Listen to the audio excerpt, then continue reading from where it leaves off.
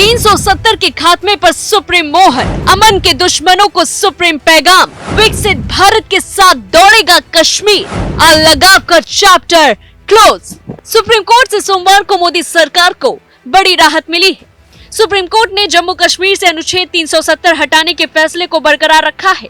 बताते चले कि सीजेआई डीवाई चंद्रचूड़ ने कहा, जम्मू कश्मीर भारत का अभिन्न अंग है, इसकी कोई आंतरिक संप्रभुता नहीं है। 5 अगस्त 2019 को मोदी सरकार ने जम्मू कश्मीर से अनुच्छेद 370 के प्रभाव को खत्म कर दिया था और साथ ही राज्य को 2 हिस्सों जम्मू कश्मीर और लद्दाख में बांट दिया था और दोनों को केंद्र शासित प्रदेश बना दिया था। केंद्र के इस फैसले के खिलाफ सुप्रीम कोर्ट में 23 अर्जियां दी गई थी। सभी को सुनने के बाद सितंबर में कोर्ट ने फैसला सुरक्षित रख लिया था। बताते चले कि 370 हटने के 4 साल 4 महीने 6 दिन बाद आज सुप्रीम कोर्ट भी 5 जजों justice DY Chandrachud, justice Sanjay Kishan Kaul और justice Sanjiv Khanna, justice BR Gavai और जस्टिस सूर्यकांत की बेंच ने बड़ा फैसला सुनाया है। आपको इस पूरे वीडियो में ये भी बताएंगे कि आखिरकार फैसला सुनाते वक्त सीजेआई ने क्या कुछ कहा, याचिकाकर्ताओं के क्या तर्क थे, केंद्र सरकार का क्या तर्क था और साथ ही अनुच्छेद 370 में क्या था। सबसे पहले तो आपको ये बताएंगे कि सुप्रीम कोर्ट के सामने आखिरकार सवाल क्या था।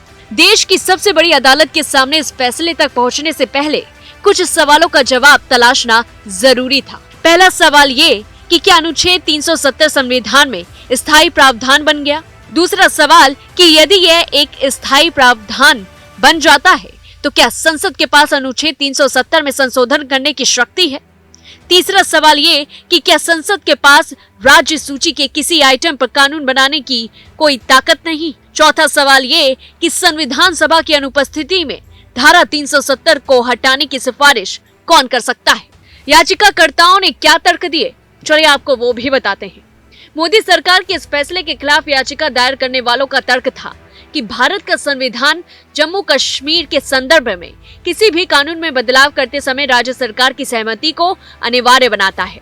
यह ध्यान में रखते हुए कि जब अनुच्छेद 370 को निरस्त किया गया था तब जम्मू कश्मीर में राष्ट्रपति शासन था और राज्य सरकार की कोई सहमति नहीं थी। याचिकाकर्ता ने यह भी तर्क दिया कि राज्यपाल मंत्री परिषद की सहायता और सलाह के बिना विधानसभा को भंग नहीं कर सकते थे।